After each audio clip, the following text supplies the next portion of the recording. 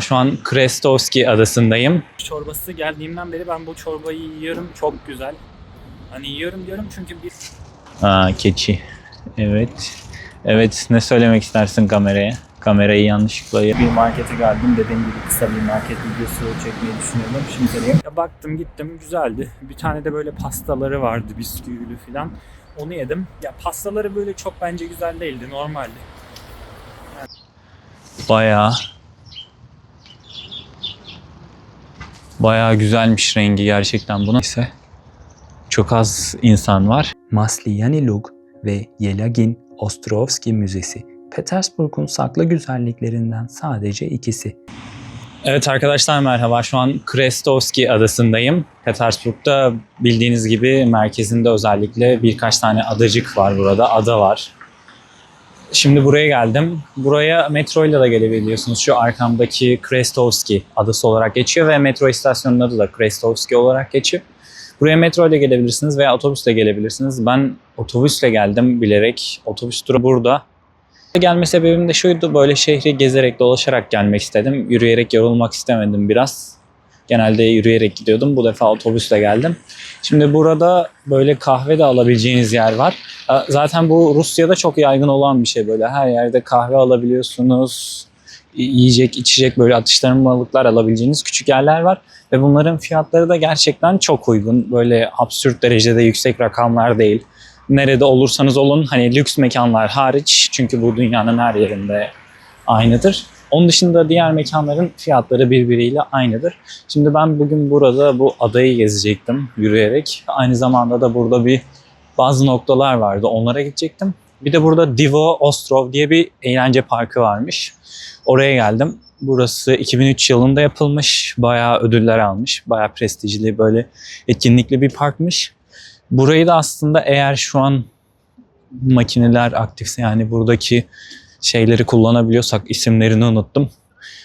Bunları da belki bir iki tanesine, dönme dolaba ve şu hızlı tren vardı, roller coaster olabilir. Ona binecektim. Bakalım şu an aktif mi park, yoksa sadece belki kış olduğu için kapalı olabilir. Yani burada insanlar var ama sanki burası kapalı gibi. Ya dediğim gibi burayı zaten hani eğer açıksa gidecektim. Hani doğrudan sadece burası için gelmedim. Bu adayı gezerim dedim. Sonrasında burada bir tane daha, yani burada da aslında birkaç tane daha ada var. Merkezinde özellikle böyle adalar, adacıklar var. Burayı gezdikten sonra da oraya geçerim. Şimdi şöyle göstereyim, bayağı gerçekten de. Ve özellikle buradaki şu tren vardı, o çok büyüktü. Ona binmek isteyebilirdim. Ama büyük ihtimalle bu aylarda kapalı oluyor. Çünkü şöyle burada mesela yiyecek yerleri de var. Ve fiyatları da mesela 200 rubleye falan yiyecekler var. Bu da 2 euro falan yapıyor. Şöyle park güzelmiş ama kapalı. Sadece yürüyüş alanı açık. Evet, bu şekilde. Şimdi o yüzden burayı gezerek tamamlarız. Sonrasında o diğer noktalara bakarım. Onlara geçiş yaparım. Burada yine karlar toplanmış. Ve burada karga da var. Güvercin de var. Böyle güzel bir park. Dönme dolaba ve şu bir tane tren vardı. O diğer tarafta kalıyor sanırsam. Burası biraz büyük olduğu için şu mavili olan değil de dönme dolabın yanındaki değil. Bir tane daha vardı. Onun böyle daha yükseğe çıkıyordu. Ona binmek isterdim açıkçası ama kapalıymış şu anda. Artık yazın gelebilirsem o zaman tekrardan bineriz. Şu an burayı gezerek ulaşalım, sonra adadaki diğer noktalara gidelim. Yani bu kadar. Bayağı büyük bir yer. Dönme dolabı gerçekten aşırı büyük. Yüksekmiş yani ve çok da fazla vagonu var.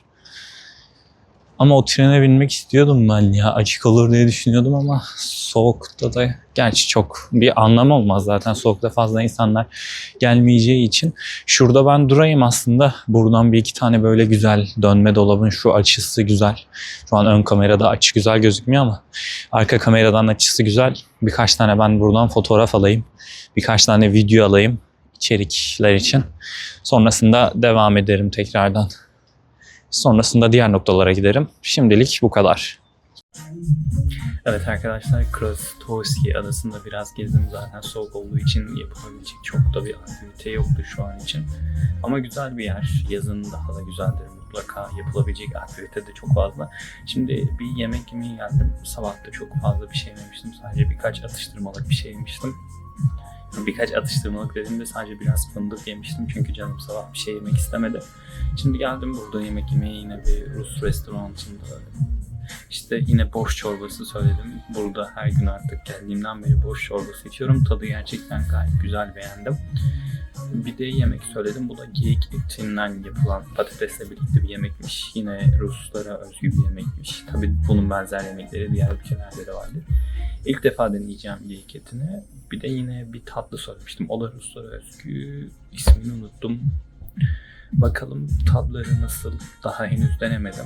Ve burası güzel, böyle sakin, ailenizle gelebileceğiniz bir yer ama dediğim gibi denedikten sonra, yemeklerin tadına baktıktan sonra kesin bir şey söylerim. Ama güzel olacağını düşünüyorum. Mekanda bu şekilde sade, hoş bir tasarımı var. Kendine özgü. Böyle şık bir tasarımı var bence bana göre. Gayet güzel, böyle farklı olmuş. Böyle farklı bir tasarım olmuş. Bence gayet güzel. Bu şekilde gayet iyi. Şöyle buradan göstereyim. Masalar filan temiz, servis de temiz. O yüzden yemeğin de güzel olacağını düşünüyorum. Bakalım, buradan sonra da yine bir ada vardı. Oraya gidip orayı gezdikten sonra da artık akşam olur. Zaten hava erken kararıyor. Biraz da akşam yürürüm. Sonrasında otele geçerim. Şimdilik bu kadar. Görüşmek üzere. Petersburg sokaklarında dolaşırken bir koku sarar sizi. Et, baharat, hamur hepsi bir arada. Burası sadece tarihin değil, lezzetin de şehri. Rus mutfağı deyince çoğumuzun aklına ilk gelen borş çorbası, yani pancarlı, yoğun aromalı bir çorba. Ama Petersburg'da bu çorba genellikle daha hafif, daha modern sunumlarla karşınıza çıkar. Yanında mutlaka bir kaşık smetana, yani ekşi krema olur. Bir diğer klasik, pelmeni, küçük mantılar gibi düşünün. Ama burada içine geyik eti koymak da pek yaygın. Farklı bir deneyim ama kesinlikle denemeye değer. Ve tabii bilini, incecik krep gibi içine bal, havyar ya da reçel konarak servis ediliyor. Tatlısı da tuzlusu da var. Özellikle sabah kahvaltılarında çok tercih ediliyor. Petersburg'un mutfağı Rusya'nın geleneklerini taşırken aynı zamanda Batı etkisini de yansıtır. Tıpkı şehri gibi köklerine bağlı ama modern, tanıdık ama sürprizlerle dolu. Yemek sadece karın doyurmak değil bazen. Yeni bir kültürle tanışmak, hiç bilmediğin tatları denemek, bir lokmada hem şaşırıyorsun hem de alışıyorsun. İşte Petersburg'da yemek böyle bir şey.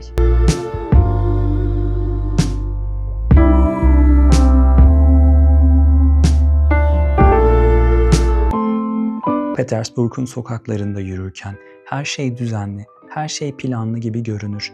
Ama bu şehrin bir de görünmeyen yüzü var. Hep yukarıya bakarız. Oysa bu şehir yerin altına da hikayeler saklar.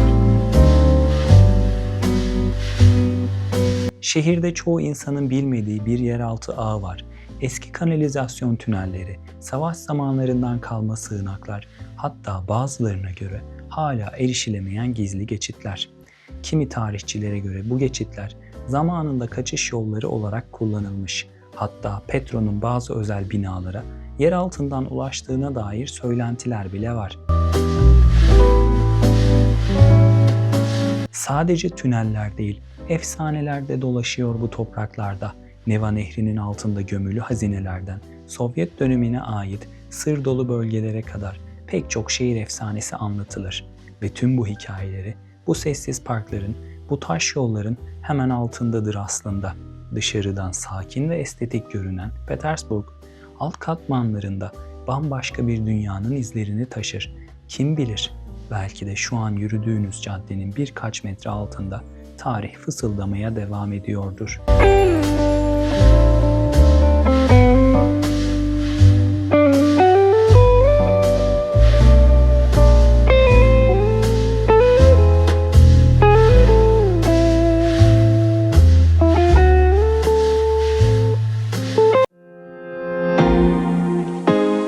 Sankt Petersburg denince akla ilk gelen şeyler belki saraylar, caddeler ya da köprülerdir.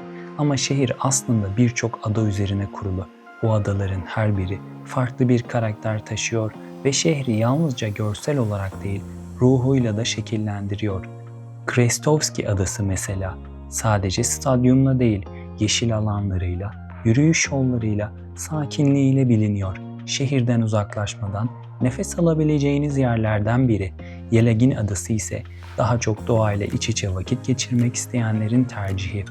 Parkları, müzesi, zaman zaman açık hava konserleriyle şehir hayatından kısa bir kaçış gibi.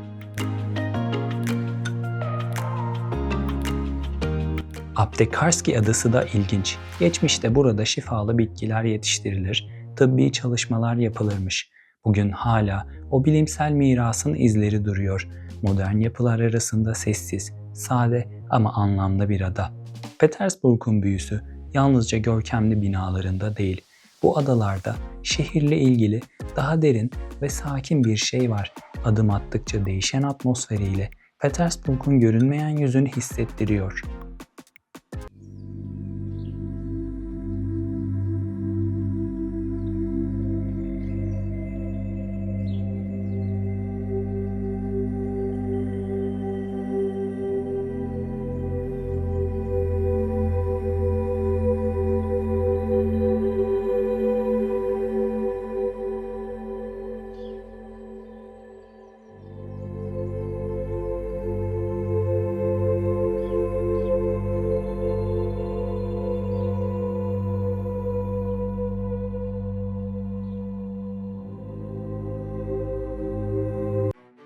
Burası Zenit, Sankt Petersburg'un mabedi, Gazprom Arena. Ama sadece bir futbol sahası değil. Bu dev yapı tam 68 bin kişi kapasiteli ve çatısı kapanıp açılabiliyor. Yani ister kar yağsın, ister fırtına kopsun. Maçlar devam ediyor. Stadyumun bulunduğu yerde özel. Krestovski Adası, doğayla iç içe bir bölgede, şehir gürültüsünden uzak ama taraftar ruhuyla capcanlı. 2018 Dünya Kupası'nda çeyrek finallerden tut da üçüncülük maçına kadar pek çok büyük maça ev sahipliği yaptı. Ama belki de en etkileyici kısmı şu: bu stadyum gemiler gibi hareket edecek şekilde tasarlandı. Evet, yer değiştirebilen bir yapı olarak planlandı. Ama maliyet çok artınca bu fikirden vazgeçildi. Bugün hala Avrupa'nın en teknolojik statlarından biri olarak gösteriliyor. Petersburg'un modern yüzünü görmek istiyorsanız bu stadyuma mutlaka uğrayın.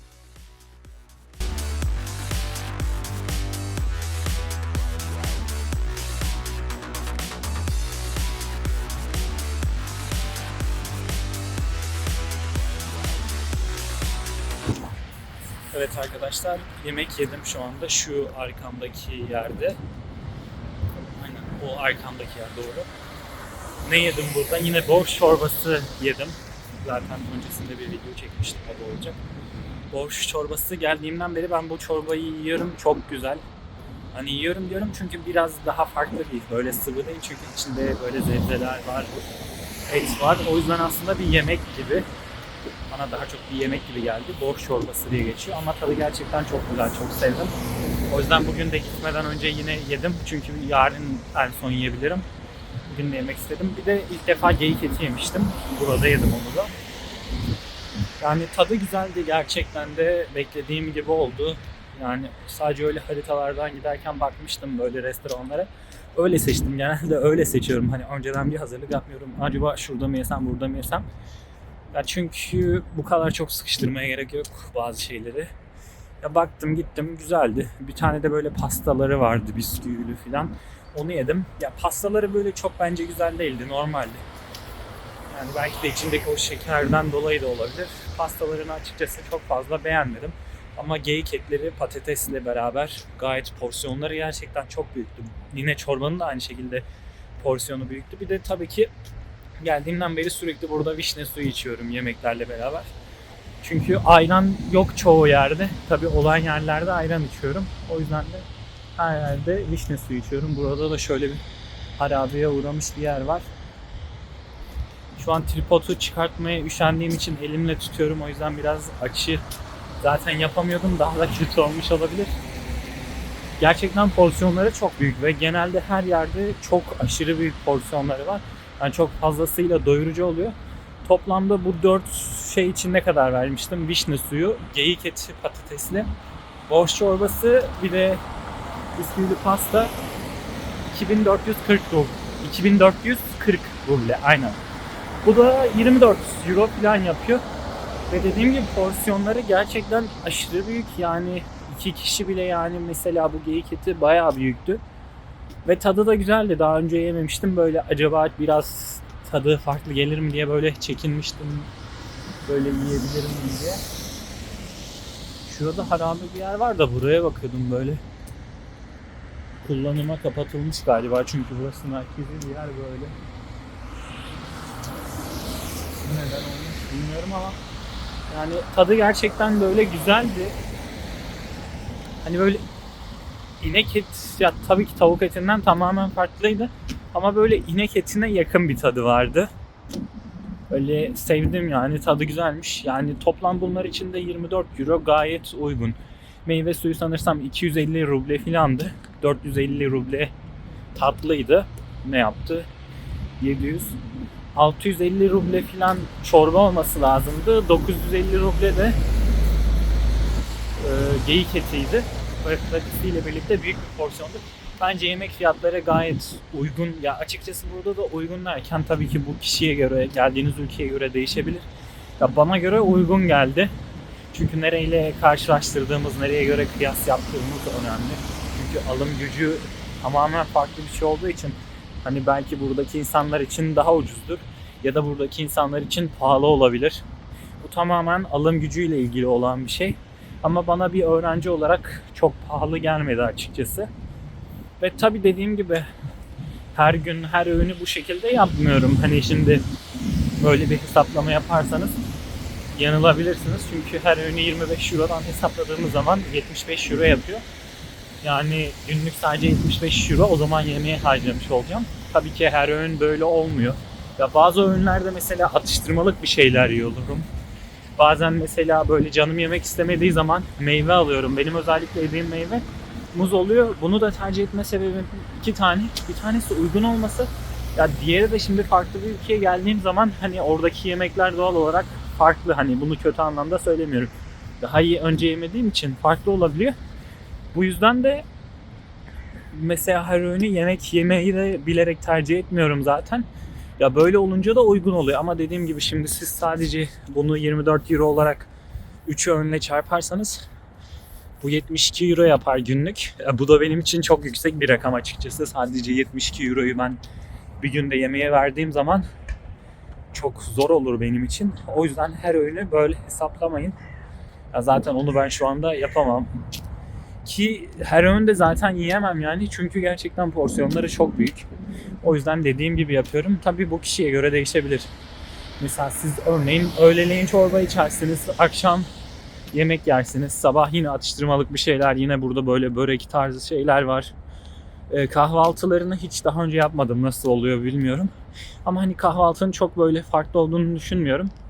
Ama tabii ki farklı ürünleri de vardır. Dediğim gibi her ürünü böyle hesaplamayın çünkü böyle gerçekten hani öğrenciyseniz veya çok benim gibi öğrenciyseniz ya da böyle yüksek bir maaşınız yoksa tabii ki de çok pahalı olur. Çünkü bir kişi bile gelseniz 5 gün kalmak istediğinizde sadece 75 euroyu bu şekilde günlük yemeğe verdiğinizde yani yüksek bir maaş almıyorsanız elbette zor olur ama tabii ki yüksek bir maaş alıyorsanız zaten bu fiyatlar çok uygun yani.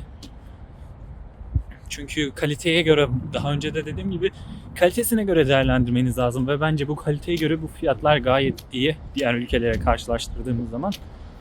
Şimdilik söyleyeceklerim bu kadar. Şimdi buradan bir tane daha ada vardı. Oraya gidecektim. Biraz yürüyüp otobüse bineceğim. Sonra orayı gezerim. Orada biraz yürüyüş yaparım. Orada bir hayvanat bahçesi vardı. Eğer orası açıksa aslında bu adada bir tane vardı. Varmış daha doğrusu. Sanırsam orası işte oraya taşınmış. Çünkü kapalı gözüküyor. Sen kafamı neden böyle yapıyorsun? Şu an kolum gerçekten çok ağrıdı. Artık kapatmak zorundayım. Yine orada görüşmek üzere. Arkadaşlar tekrardan merhaba. Şu anda Krastovski adasından çıktım. Zaten bunlar birbirine yakın. Şu an halen oradayım. Arada bir nehir var. Burada bir köprüyle Yelagin adası var. Rengine tam emin değilim. Ancak bunlardan birisi, evet, çocuklar arkadan el sallıyor. Yani genelde şunu hemen bahsedeyim. Buna da bahsederim bu sırada, iyi olur. Bu Yelagin adasına geçiyorum. Şu an burada yürüme mesafesinde zaten geçiş yapıyorsunuz. Ya özellikle çocuklar, insanlar bu şekilde genelde, benim gördüklerim en azından. Hani güler yüzlü, samimi. Çünkü genelde insanlar merak ettiği diğer şeylerden birisi de hani Rus insanları nasıl?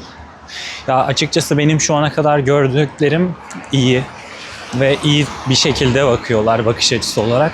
Ama tabii ki biliyorsunuz her yerde iyi insanlar da var. Kötü insanlar da var. Hiçbir yerde herkes iyi olmak zorunda da değil, kötü olmak zorunda da değil. Ama dediğim gibi benim şu an burada gördüğüm herkes, yani bir şey sorduğun zaman cevaplıyor, yardım etmeye çalışıyor. Hani İngilizce bilip bilmemeleri önemli değil. Sonuçta kimse herhangi bir dili bilmek zorunda değil. Ancak ben bir şey sorduğum zaman bana çeviri kullanarak veya göstererek bir şekilde yardım ediyorlar. Ve bence önemli olan da bu. Gayet yeterli bir durum. Şöyle şurayı göstereyim bu sırada. Ya bence önemli olan bu. İnsanların hani sonuçta yardım ediyor. Sonuçta kimse sizin dilinizi ya da başka bir dili konuşmak zorunda değil. Biliyorsa tabii ki onunla cevap vermesi daha güzel olur. Daha rahat bir iletişim olur. Ama onun dışında kimse bence bir dili öğrenmek zorunda değil. Ancak her türlü insanlar burada, benim şu ana kadar bir şey sorduğumda herkes bana genelde yardım ediyordu. Sorduğum sorulara bir şekilde cevap veriyorlardı, yardım etmeye çalışıyorlardı. O yüzden genel olarak Rus insanlarının ben iyi insanlar olduğunu söyleyebilirim. Ki tabii ki her yerde kötü insanlar var. İlla ki burada da vardır. Ama biraz da bu sizin olaya nasıl baktığınızla ilgili. Ya şu ana kadar dediğim gibi herhangi bir olumsuzlukla karşılaşmadım. Hep iyi insanlarla karşılaştım. Her zaman da yardım ettiler. Ya çocuklar zaten böyle çok sevecen ve böyle çok sıcakkanlılar bence. Çünkü böyle özellikle kamera gördüklerinde ya da böyle bir saniyelik bir göz teması kurduğunuz zaman o çocuk hemen size direkt tepki veriyor, bir şeyler anlatmaya çalışıyor ve bazıları biliyor hani Rusça bilmediğinizi, bunu verip bir şekilde hani böyle eliyle göstererek falan anlatmaya çalışıyor. Ya böyle şeyler oluyor. Yani o yüzden çok önyargılı olmayın, size tavsiyem. Ya her yer için geçerli. Hiçbir zaman beklentinizi düşük de tutmayın, çok fazla yüksek de tutmayın. Çünkü her an her şeyle karşılaşabilirsiniz. Bu gayet doğal bir durum. Ama dediğim gibi genelde hiçbir olumsuzluk yaşamadım. Hani gittiğim ülkelerde de şu ana kadar o tarz çok fazla bir şey yaşamamıştım. Genel olarak o tarz insanları zaten fark edersiniz. Onlardan uzak durup onlarla iletişime geçmezseniz bir sorun yaşamazsınız yani. Siz de gidip o sorunlu insanlarla iletişime geçip onlarla bir şeyi sürdürmeye çalışırsanız tabii ki bir sorun yaşarsınız. Şu an buradaki konumuzdan Yelagin Adası'na gelmiştik. Orayla ilgili de kısa bilgiler vereyim. Öncelikle ben burada biraz çekim yapacağım. Şöyle köprüden geçerken şurada yine ördekler var. Yine buz tutmuş nehir. Yani Yelagin Adası da yine şehrin ortasında. Burada bu şekilde böyle gezilebilecek güzel yerler var. Tabii şu an kış olduğu için daha farklı aktiviteler, yazın gelirseniz daha farklı aktiviteler yaparsınız. Ancak genel olarak ya yapabilecek bir şeyler bulabilirsiniz. Şu an ben işte buradan da biraz çekim yapayım. Sonra Yelagin Adası'nı geçeyim. Oradan da yine çekimler yaparım. Şimdilik yine bu kadar. Görüşürüz.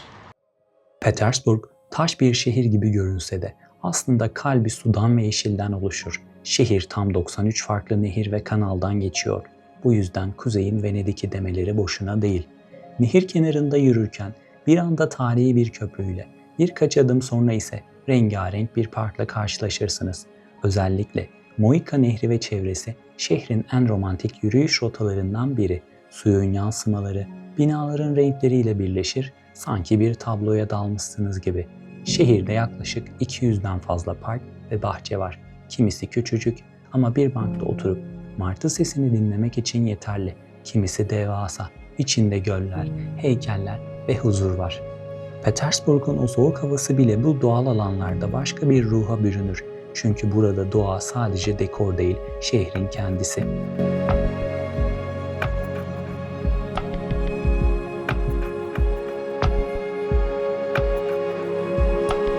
Evet arkadaşlar, şu an Yelagin Adası'ndayım.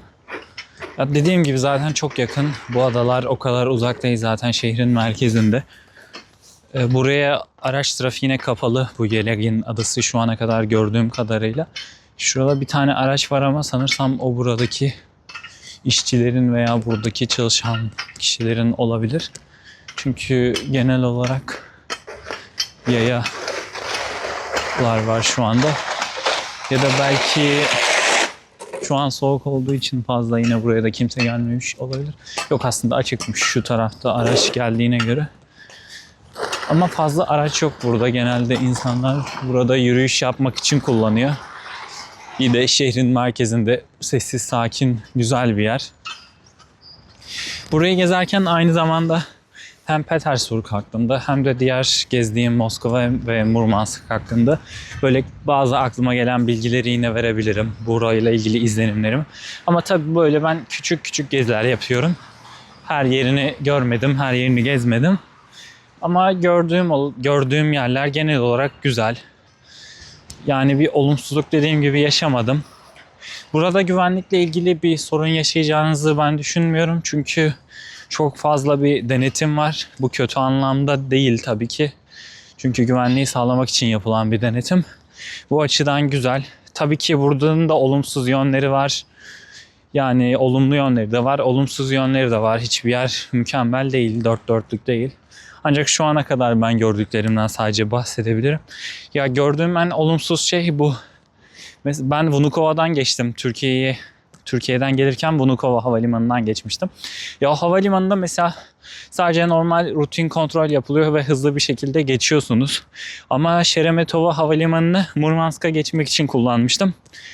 Orada şu an buzlu olduğu için biraz dikkatli yürümem lazım. Yoksa bu son videom olmasın diye dikkat edeyim. Ya o Şeremetova'da ayakkabılarınızı çıkartıyorsunuz. Yani sadece diğer vatandaşlar değil, Rus vatandaşları da aynı şeyi yapmak zorunda. Hani şu ana kadar teknoloji gelişmişken hani insanları bu kadar yormanın sonuçta oraya çocuklu gelenler var. Ya zaten bir ton eşyası olan insanlar var. Hani ne gerek var buna? Aynı şeyi Murmansk'tan çıkarken oradaki havalimanında da aynı şekilde ayakkabılarınızı falan çıkartıyorsunuz. Hani belki basit bir şey gözükebilir ama çok fazla zaman alan bir şey, çok yorucu bir şey aslında. Ya buna ne gerek var? Ama mesela buraya da geldiğimde buradaki havalimanı öyle değildi. Pulkova'ydı sanırsam Petersburg'daki ve Moskova'daki Vnukovo havalimanı da çok rahattı. Şu an gördüğüm işte olumsuzluk buydu açıkçası. Ya bence çok gereksiz bir şey, böyle bir şeyi yapmasalar daha iyi olabilirdi.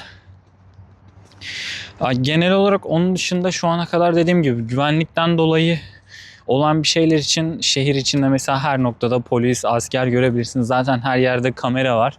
Ya bu da aslında bir yandan birçok şeyi engelliyor. Çünkü böyle olunca bunu yapmak isteyen insanlar aslında korkuyor. Sonuçta dediğim gibi evet iyi insanlar ama her yerde kötü insanlar da oluyor. Bunları engellemek adına bunlar güzel şeyler ve her yerde denetimin olması da yine güzel bir şey. Belki bazen can sıkıcı olabilir ama bunu dozunda yapıldığı zaman denetimin olması güzel bir şey. Özellikle otobüslerde ben bunu çok görüyorum. Yani her yerde denetim oluyor. Mesela siz kartı bastığınız zaman sonra böyle otobüste bir kişi oluyor. Tabii bu sürekli olan bir şey değil. Ara sıra oluyor. Ve o da tekrar kartınızı basmış mısınız diye o cihazdan kontrol ediyor kartınızı. Bir de o cihaza basıyorsunuz.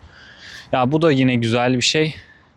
Gördüğüm denetimler yani iyi bir şey çünkü bir ülkede denetim olduğu zaman elbette ki yine mükemmel olmayacak, tamamen kusursuz olmayacak. Ama genel olarak şöyle bir şey oluyor. Orada denetim olduğu zaman insanlar bir usulsüz bir şey yapacağı zaman 2 kere düşünüyor ve büyük ihtimalle de yapmıyor. Bu yüzden de bence olumlu bir şey denetimin olması. Ya bunu dozunda yaptıkları sürece bence denetim sürekli yapılabilir. Şu an şurası vardı. Buranın da dıştan küçük bir çekimini yaparım. Böyle içerik olsun diye böyle. Yani sonradan buralara yine bilgi eklerim. Ya genel olarak bu şekilde dediğim gibi zaten insanlardan daha önce bahsetmiştim. İyiler bence. Tekrardan şu an aynı şeyleri anlatmayacağım. Ya belki bazen aynı şeyleri anlattığım da olur. Onları dikkat edip eklemeyeceğim. Ama dediğim gibi ilk videolarım olduğu için hani ben de çok isterim her şeyin mükemmel, süper, kusursuz olmasını. Ancak ilk videolarda bu pek mümkün değil. Ve bunun için biraz zamana ihtiyacım var. Büyük ihtimalle bir 6 ay, bir yıl süre gerekli bunu öğrenebilmem için. Çünkü editi de ilk defa yapacağım bir şey. Yani fotoğraf çekmeye yeni başlamıştım zaten. Video çekmeye daha yeni başladım. Doğru açılar dediğim gibi özellikle mesela şu anki duruşumun aslında yanlış olduğunu biliyorum. Hani kameranın, ekranın neresine bakmam gerektiğini bilmiyorum. Sorun burada. Bunları işte zamanla yapa deneye öğreneceğim ve daha da bu şekilde biraz yaptıkça rahatlayacağım. Yani söyleyeceklerim genel olarak bu kadar ve güzel, sessiz, sakin bir şehir. Yani Moskova'dan daha az karmaşası olan bir şehir. Ya burada bir yerlere ulaşmak biraz daha kolay. Moskova'da da zaten metrolar olduğu için kolay ama ya böyle çok daha biraz karmaşık buraya göre. Burası böyle daha sakin, böyle daha kolay her yere gitmek. Moskova'da da yine gidebiliyorsunuz. Ama dediğim gibi onu ifade edecek sözcüğü bulamadım şu an. Orası böyle gerçekten çok aşırı kalabalık olmasının etkisi var. Çok böyle büyük, çok geniş bir alan. Ya Petersburg'da bu açıdan baktığımızda Moskova'ya göre biraz daha sakin, böyle daha rahat. Yani iki şehir de güzel. İki şehrin de kendine has güzellikleri var. Olumsuz yanları vardır elbette. Ve şimdilik bunları söyleyebilirim. Yine burayı gezelim bakalım. Sonra da hayvanat bahçesine geçerim eğer kapanmazsa. Şimdi şurada küçük bir çekim yapayım. Şimdilik bu kadar. Söyleyeceklerim bitti. Böyle biraz da bu açıdan bakayım nasıl oluyor. Bak mesela böyle yakınlaştırdığım zaman da işte bunların farkına sonra varacağım. Şu an bunları da eklerim herhalde videoya. Çok saçmalamak da istemiyorum ama videolarda dediğim gibi bunlarla ilgili yorumlara yazarsınız. Ben de ona göre daha dikkatli olurum. Daha farklı bana da bir yön vermiş olur. Tabii ben onların aynısını yapacağım demiyorum. Hani bana fikir vermiş olur en azından. Şimdilik bu kadar. Masliani Lug ve Yelagin Ostrovski Müzesi Petersburg'un saklı güzelliklerinden sadece ikisi.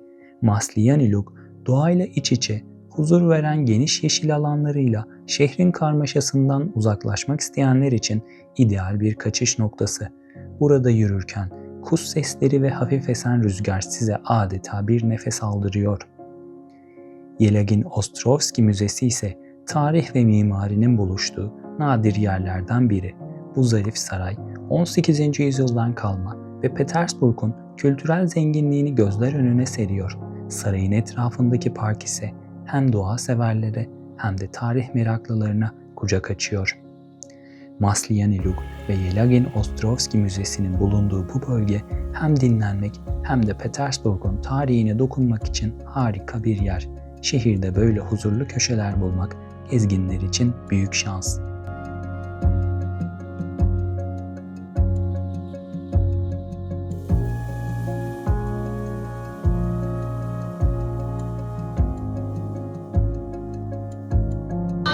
Evet arkadaşlar yine bu adanın içinde bir buz pateni pisti var. Eğer buz pateni yapmayı seviyorsanız buraya gelebilirsiniz. Ben ilk defa Moskova'da yapmıştım. Halen sol ayağım ağrıyor o günden beri. Büyük ihtimalle uzun bir zamandır da boz giydiğim için aslında bunun da etkisi var sanırsam. Şu arkada da böyle fiyatlar var. Fiyatları şöyle göstereyim. Şu şekilde. Sanırsam şu en alttaki bot kiralamak istediğiniz zaman, hani paten daha doğrusu, bot nereden çıktı? Sanırsam diğerleri, çünkü hep listesi bu şekilde. Ben onu çeviriden bakarım. Büyük ihtimalle en alttaki 5500 ruble olan, buradan paten kiraladığınızda ödediğiniz ücret. Diğerleri de kendi pateninizle geldiğinizde saatlik ücret olabilir. Ya güzel bir şey aslında. Ben pateni yapamadım. Yapsam daha güzel olacaktı. Hani sevmiştim ama böyle bayağı iyiydi. Ben işte o yaptığım yerde şöyle yerler vardı. Onlara tutunarak gittim hep. Ama bu pist de bayağı güzelmiş. Oradan daha iyiymiş yani. Oradaki de güzeldi ama buranın zemini sanki daha böyle parlak duruyor, belki de o yüzdendir. Yani güzel bir şey. Paten yapmayı öğrenmek isterim. Ofisi de buradaymış. Buradan da giriş için ücretinizi verip ve paten almak isterseniz yine buradan yardımcı olurlar. Ama onu tam bilmiyorum, tam emin değilim. Ya bana şuradaki çocuğun elindeki şu beyaz şeyden vermişlerdi. Düşmeyeyim, onunla daha rahat yapayım diye. Şöyle yaklaştırayım biraz. Şu beyaz şeyden. Ama açıkçası o beyaz şeyle yapmak bana daha zor geldi. Çünkü çok fazla böyle eğiliyordum. O yüzden onu bıraktım. Normal şu yanlara tutunarak yapmaya çalışmıştım. Güzel bir şey, öğrenmek isterim dediğim gibi. Yani ayağım halen ama ağrıyor. Sol ayağım. Tam şöyle şu bilek kısmı şurası. Tam burası gerçekten o kadar ağrıyor ki. Ya şu an ben mesela bunu şu an niye gösterdim bilmiyorum da. Ya bir de sanırsam ben bot giymeyi çok sevmiyorum. Ya neredeyse ilk defa bu kadar uzun süre bot giydim. Ve geçen sene sadece 1-2 gün kar yağdığı için giymiştim. Onun dışında hiç bot giymedim. Geçen sene sadece 1-2 gün kar yağdığı zaman bot giymiştim. Onun dışında hiç giymedim. Sanırsam bu da biraz benim için zorlayıcı oluyor. Büyük ihtimalle bunun da etkisi var. Ama bakalım, bir şekilde dayanıyorum. O kadar yani abartılacak kadar ağrımıyor. Ama yine de güzeldi. Yine yapmak isterim. Yine bu parkın içinde de böyle bir aktivite yapabilirsiniz geldiğiniz zaman. Daha doğrusu bu adanın içinde.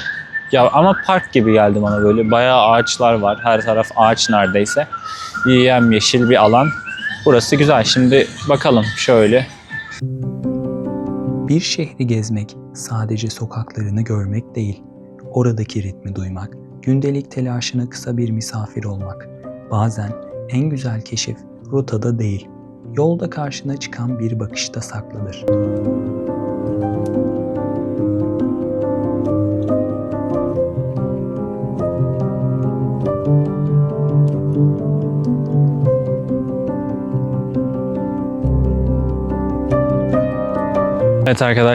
Evet arkadaşlar, tekrardan merhaba. Şu an hayvanat bahçesine geldim ve yağmur da başladı. Biraz hızlı olmam gerekiyor. Hızlanmaya başladı. Biraz önce ufak ufak atıştırıyordu. Bir de ilk olarak şurada bir eşek gördüm. Evet, tam şöyle şu noktada.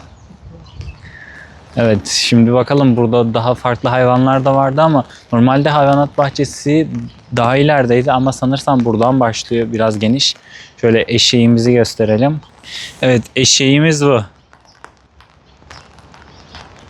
Çok da yakınlaştıramıyorum şimdi yağmurdan dolayı, ekran ıslandığı için. Evet. Bu eşeğimiz arkadaşlar. Gayet masumca bakıyor hayvan.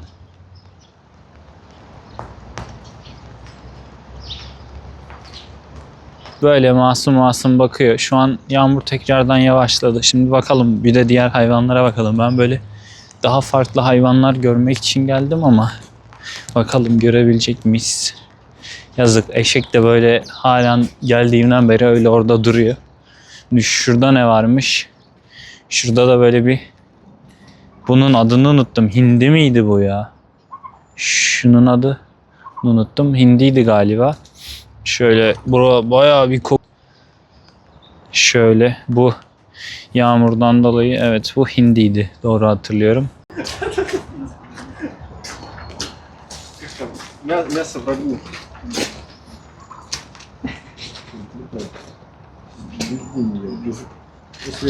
Ne tavşan, bir tane hindi vardı burada. Şu ayarla uğraşıyordum. Şurada çok güzel bir şey var. Şu kanatlarını açacak mı bakalım. Şunlar bayağı güzel bir şeye benziyor. Papağan mı lan bunlar?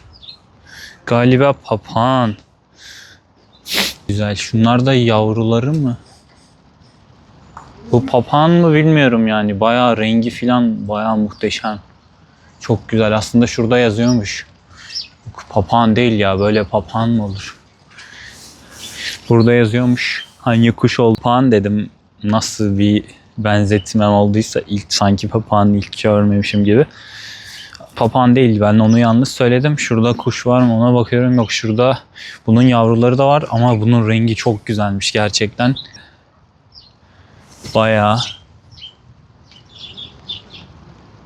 Bayağı güzelmiş rengi gerçekten bunun. Yavruları da şu arkada. Yine burada da şöyle bir kuş var. Önce böyle bunları gösterelim.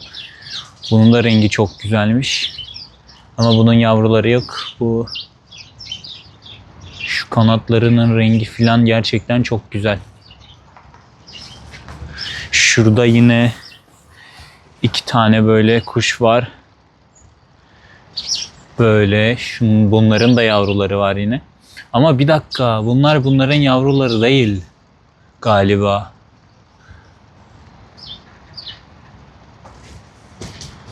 Yanlış bir şey söyledim sanırsam. Birazdan doğru şeyi söyleyeceğim. Şimdi şunlara da bakalım. Bu gözlerine Batman gibi sanki böyle gözlük takmış arka kafasına kadar.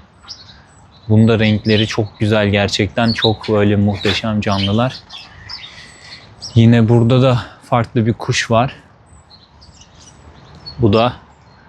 Bu kuş. Bunun da kanatları çok güzel. Bunun da yine kanatları çok güzel. Sanırsam yanlış bir şey söyledim arkadaşlar. O yavruları dediğim aslında normal serçe kuşlar sanırsam. Çünkü 3 tane kafeste de aynısından var. Hepsinin yavrusu birbirinin aynısı olamaz. Büyük ihtimalle onlar şu aralar çok küçük olduğu için evet o aralardan giriyor. Ve onların yemlerini yiyor. Yani yanlış söyledim sanırsam. Ve onlar şu aralardan giriyor ve onların yemini yiyor. Ben yanlış söyledim çünkü bu aralar çok küçük. Ve gerçekten çok güzelmiş bu kuşlar. Ben şimdi bunların fotoğrafını çekeyim. Kaydı sonra devam ettiririm çünkü tekrar buraya gelmeyeyim. Evet arkadaşlar, şimdi şurada yine şöyle bir kuş var. Bunun da adını bilmiyorum da. Bayağı güzel. İşte tam şöyle şurada. Bayağı güzelmiş. Şimdi arka kamerayı gösterelim. Öyle kameramıza bakıyor.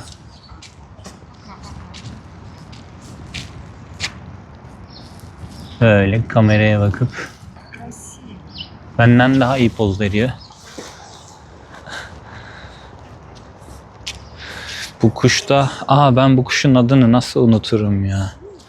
Ama bunun şu an kanatlarının açılması çok güzel olur. Şurada bir güvercin var. Ama bu biraz özel güvercin. Şöyle. Evet. Şöyle. Давай, открой свой хвост красивый.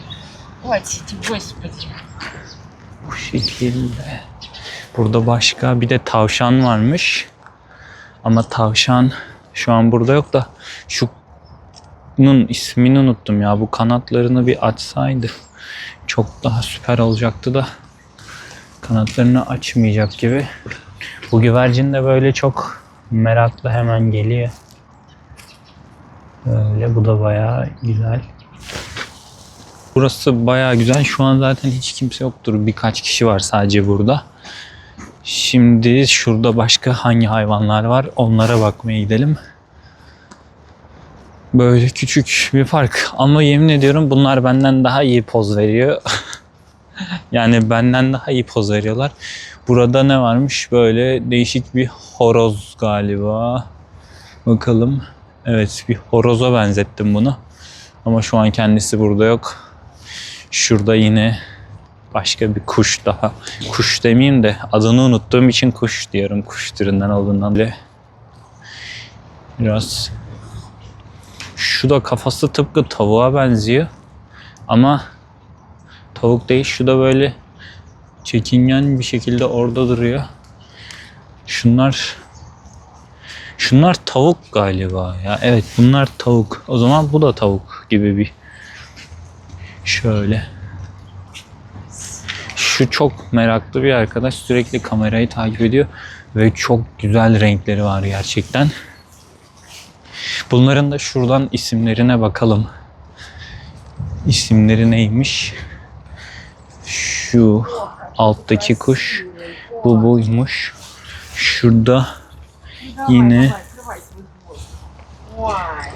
şöyle kanadını gösteriyor.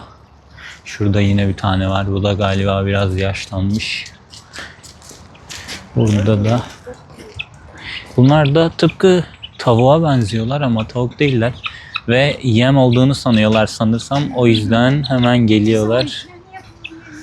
Ama yemimiz yok. O yüzden şu diğeri gelmiyor. O biliyor galiba yem olmadığını.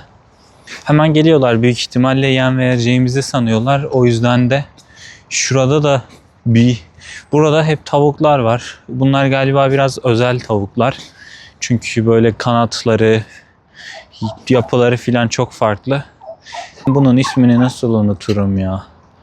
Evet, geliyorlar. Gelin. Kameralarımıza ne söylemek istersiniz? Ne söylemek istersiniz bu kameralara karşı? Söylemek istediğiniz bir şey var mı? Buradan ne çağrıda bulunmak istiyorsunuz? Şu bayağı galiba büyük, çünkü şuradaki... o ne ya? Bu sanki midesini dışarı çıkartmış gibi böyle boynundaki yerler. Evet, görüşürüz. Maalesef size verecek yemim yok.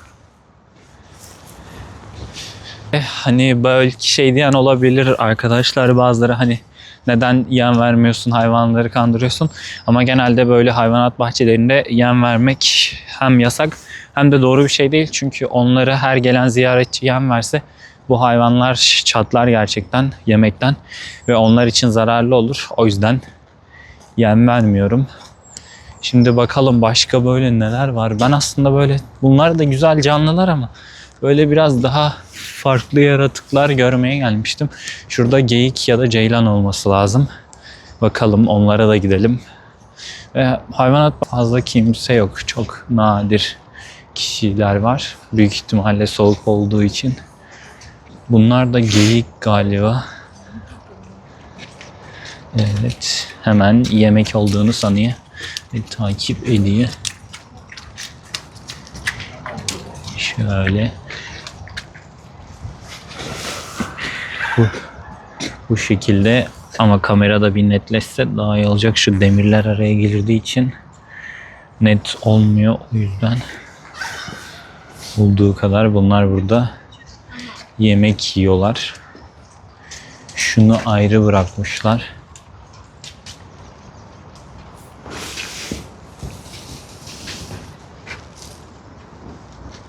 Şöyle üstten göstereyim, yoksa tellerden hiçbir şey gözükmüyor.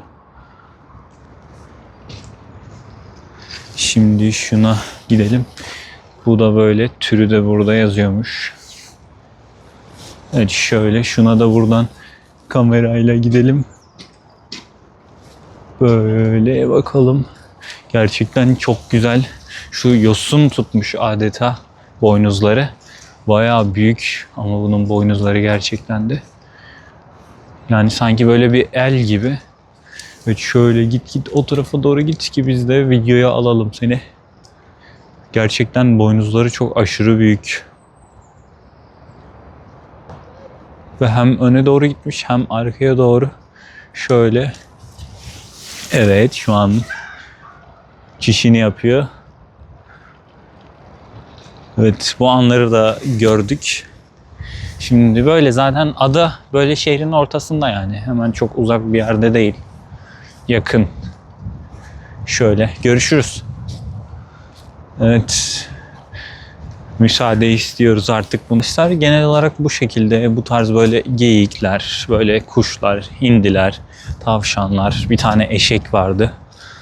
Başka neler var? Burada da keçiler var. Koyun var mı? Keçi galiba. Keçi. Evet. Evet, ne söylemek istersin kameraya? Kamerayı yanlışlıkla yeme. Evet, şöyle. Bunlar da keçiler, yine yemeklerini yiyorlar. Böyle. Merhaba. Merhaba. Evet. Спасибо.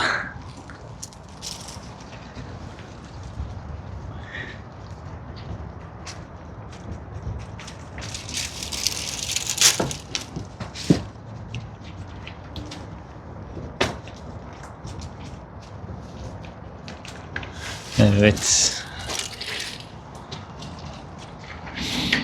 Yemeğini de verdik. Buradan birisi bana küçük bir marul verdi. Onu verdim keçilere. Bunlar biraz, zaten keçileri biliyorsunuz, yedikleri zaman doymuyorlar ve sürekli bir böyle açlık hissediyorlar. Hani o yüzden öyle, şurada da bir tane yavru geliyor. Onlara ne kadar verseniz yer keçiler. Evet, bu var. Buraya geliyor böyle. Ama bende şu an yemek yok. Merhaba. Böyle. Bu da küçük bir yavru. Böyle daha böyle farklı hayvan, böyle daha farklı şeyler arıyorum. Böyle daha farklı şeyler yok galiba burada. Sadece bunlar var. Burada da böyle çocuklar için ya da bu çocuklar için de pek uygun bir yer gibi durmuyor açıkçası. Sanırsam böyle büyük kişiler için böyle bir parkur var. Şöyle bir parkur var. Bu parkurda da sanırsam öyle aktiviteler falan yapılıyor. Konuşamadım. Şu kameranın açısını da düzeltelim. Şöyle. Başka burada hiçbir hayvan yok mu? Bu kadar mı hayvan koymuşlar ya? Sadece bunları mı koymuşlar buraya? Başka bir şey koymamışlar mı? Evet, burada da yine bir aktivite yapılabilecek bir park var. Ama şu an bu arkamdaki parkta da böyle çeşitli aktiviteler yapabileceğiniz yer var. Bunların da ücreti ne kadarmış? 1500 rubleye var, 700 rubleye var. Etkinliğe göre değişiyor. Başka neler varmış? Yani böyle değişik, küçük bir yer zaten. Çok büyük bir yer değil. Şurada küçük çocuklar var. Minicik küçücük bir kaydırak var. Yani böyle insanların ailesiyle gelip oturup zaman geçirebileceği güzel bir yer. Sessiz, sakin, şehrin ortasında olmasına rağmen aşırı sakin. Ama tabii yazın bu kadar sakin değildir. Daha kalabalıktır. Şimdi çünkü hiç kimse yok neredeyse. Çok az insan var. Yani sadece bu kadar mıymış ya? Ben daha böyle büyük olduğunu sanıyordum bu hayvanat bahçesinin ama çok da büyük değilmiş. Tabi burada sincaplar da var. Onlar hayvanat bahçesinde değil. Onlar zaten ağaçlarda yaşadığı için. Evet, neyse ben videoyu çok uzatmayayım. Şu tarafa doğru bir yürüyeyim. Bakalım ne varmış. Oraları da bir görürüm. Hem zaten depolamam da çok az kaldı ya. 512 GB'tı. Hepsini yüksek kalitede çektim. Yani daha iyi olsun diye, en azından çekim tekniklerine şu an fazla hakim değilim. En azından video görüntü kalitesi güzel olsun diye bunları sıkıştırmam gerekiyor. Şu an için yapacak bir şey yok. Zaten yarın döneceğim. Yarın da zaten herhalde çok fazla bir çekim yapar mıyım? Ama yine yapmış olurum. Yarım saatlik bile bir çekim olsa yine olur. Ben bir yerden SSD ya da hafıza kartı bulup almam gerekiyor. Bunu aldıktan sonra en azından biraz yer açılmış olur telefonda. Sonrasında onları bilgisayardan düzenlerim. Yani bu kadar. Buralar gereksiz oldu. Ben buraları sonra sileceğim, eklemeyeceğim. Yani şimdilik bu kadar oldu. Görüşürüz.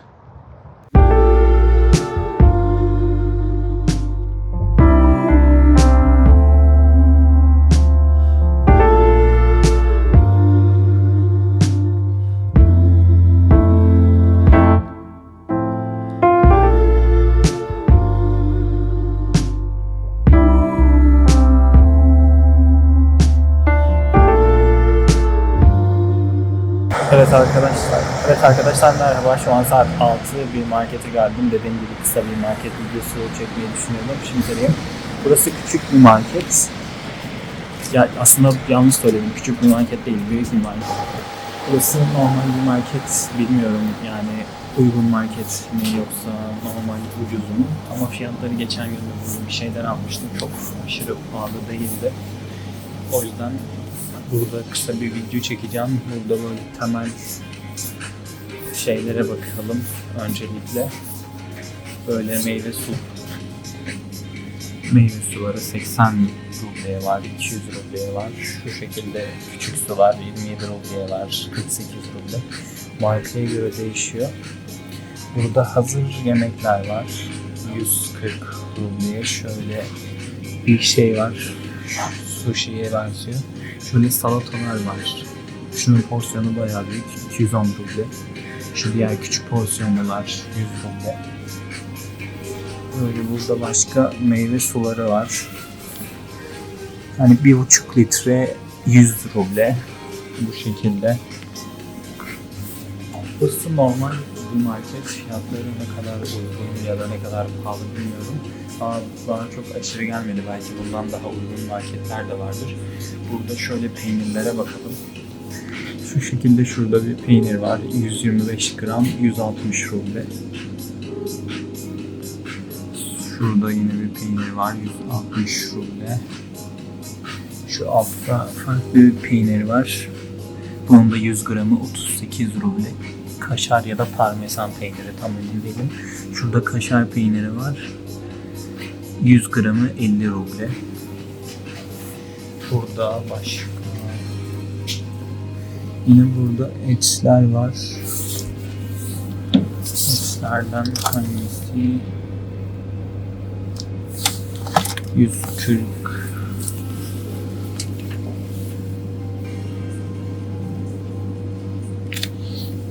Ya bunlar böyle gramajına göre değişiyor. 250 gram olan 160 rubleye var. 200 gram 100 rubleye var.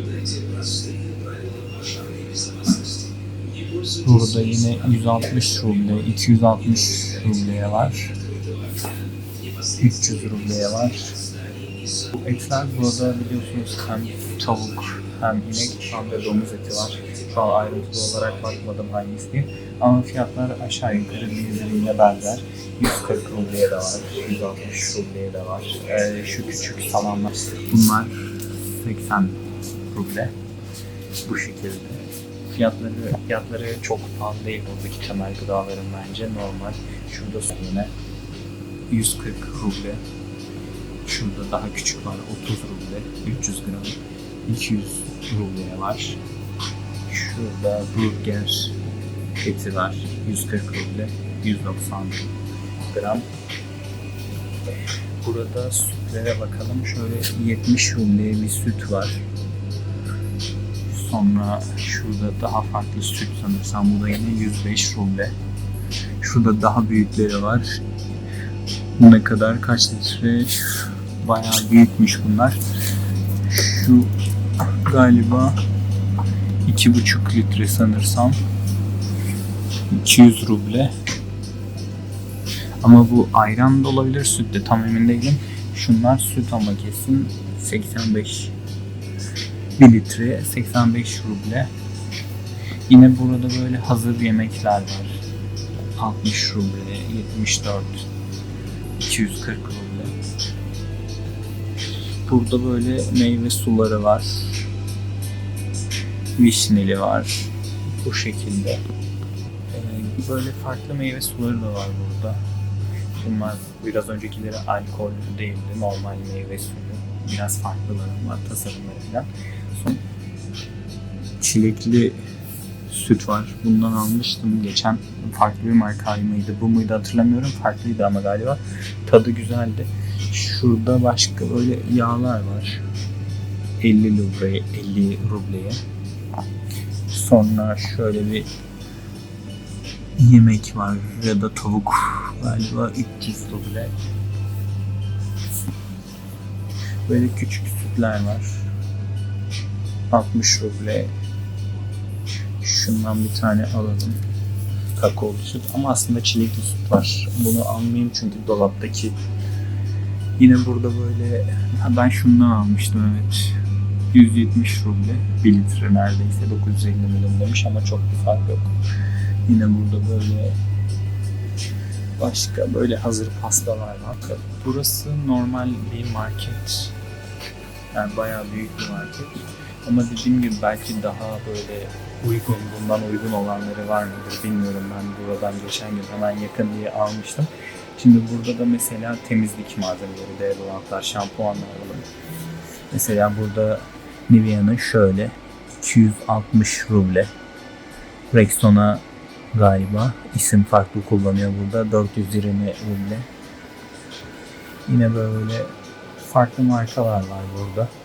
Yerlerinin fiyatını bu şekilde ben yavaşça geçiyorum. Mesela Pantene 350 ruble. Bu şekilde diş macunları yine. Bu şekilde tuvalet kağıtları 140 ruble. Büyük de aslında, küçük sayılmaz. Şöyle 190 rubleye havlu var. Kullanat 190 ruble. Yine böyle setler var. 400 ruble ikili set. Şurada 460 ruble ikili set böyle. 450. Şöyle bir deodorant seti var. Şu şekilde 570 ruble. Başka burada neler gösterebilir?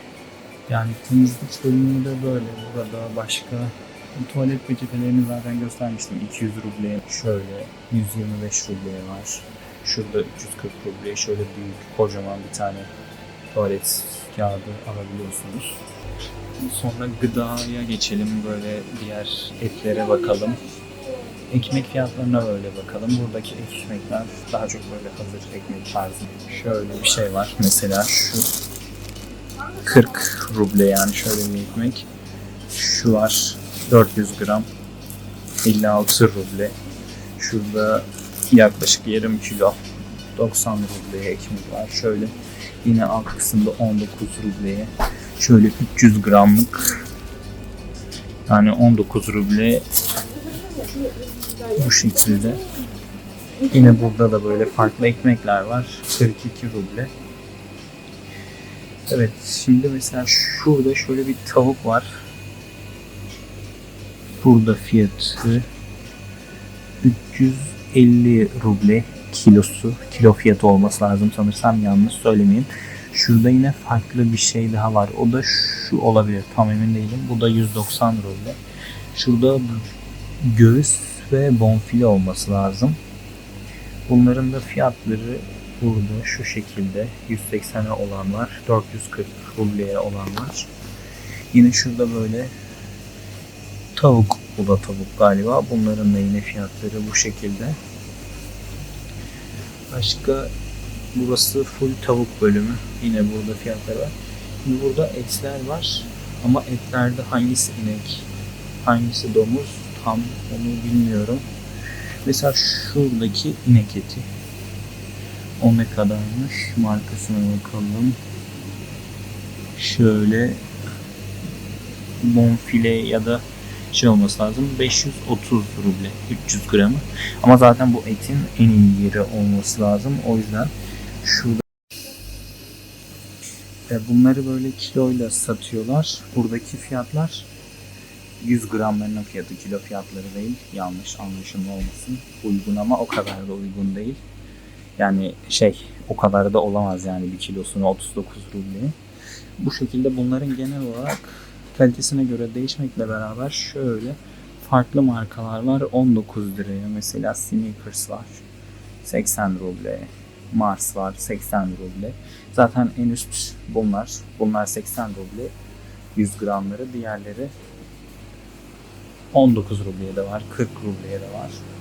Burada mesela başka böyle nelere bakabiliriz? Kahveler var. Nescafe mesela 550 ruble. Sonra böyle Nescafe'dir diye düşündüm yani. Nescafe Gold. Pardon, şurada Nescafe Gold. 300 rubleymiş şu gördüğünüz. Yine burada Nescafe Klasik var. Böyle farklı markalar var. Daha farklı markalar da var. 500 rubleye olan da var. Kalitesine göre fiyatları değişiyor. Bu şekilde bisküvilerin fiyatları.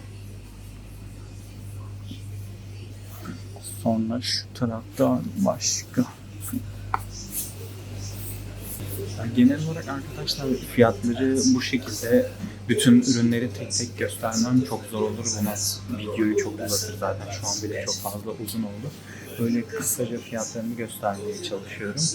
Oradan genel olarak fiyatlarını göstermeye çalıştım çünkü alfabede farklı olduğu için hepsine tek tek bakmam çok zor olurdu.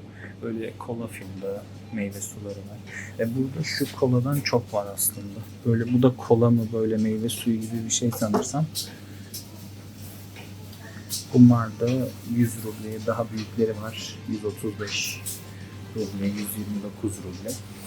Bu şekilde. Su fiyatları da 60 rubleye de var. Ben bir tane şu her zaman aldığımdan alayım yine. Onun tadı güzeldi. Ama galiba ondan kalmamış.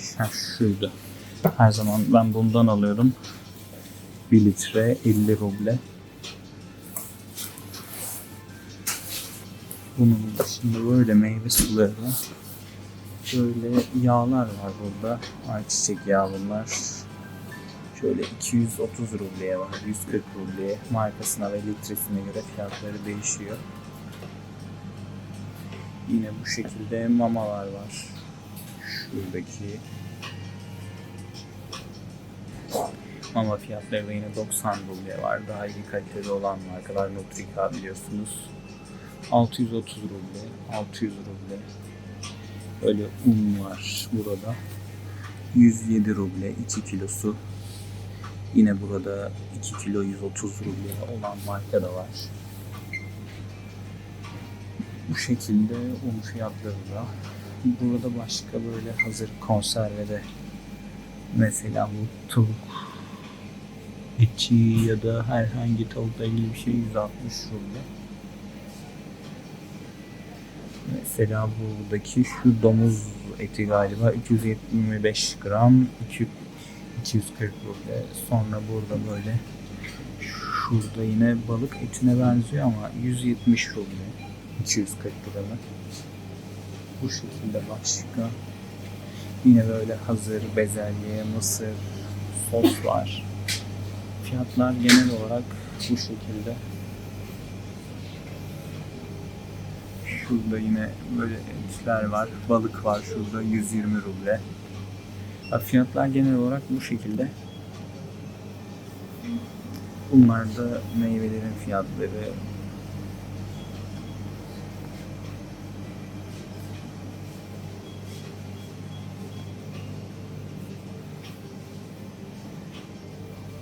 Kısa bir video yapmaya çalışacağım çünkü şu an 12 dakika falan oluyor. Bu çok uzun. Ben burada fiyatlarını genel olarak göstermeye çalıştım. Son olarak da şöyle gösterelim. Makarnalar da böyle 54 rubleye var, 52 rubleye, 62 ruble, şu şekilde yine 52 ruble olan, 150 ruble olan var markasına göre. Burada 85 rubleye olan var. Buraya geçtiğimizde daha uygun oluyor. Böyle 35 rubleye olanlar, 55 rubleye 900 gram. Bu şekilde. Burada genel olarak böyle temel gıdalar özellikle çok uygun. Hani fazla pahalı değil. Tabii benim için böyle ama buradaki insanlar için nasıl bilmiyorum çünkü buranın alım gücü farklı, burada farklı bir maaş alıyorlar. Yani hiçbir marka, burada söylediğim markaları hani belirtmek istiyorum şu politikadan dolayı bir reklam ücreti falan asla yok. Sadece böyle gördüğüm kişilerimden bahsettim. Genel olarak bu şekilde fiyatları normal, hani ben Türkiye'den geldiğim için Türkiye'ye göre normal ama burada yaşayan insanlar için belki daha uygundur ya da daha pahalıdır. Onu tam bilmiyorum. Ya hepsini dediğim gibi tek tek göstermem çok zaman alırdı. O yüzden biraz yavaş yavaş geçmeye gayret ettim. Oradan mesela merak ettiklerinizde böyle bakabilirsiniz. Ama genel olarak çok uygun fiyatlar.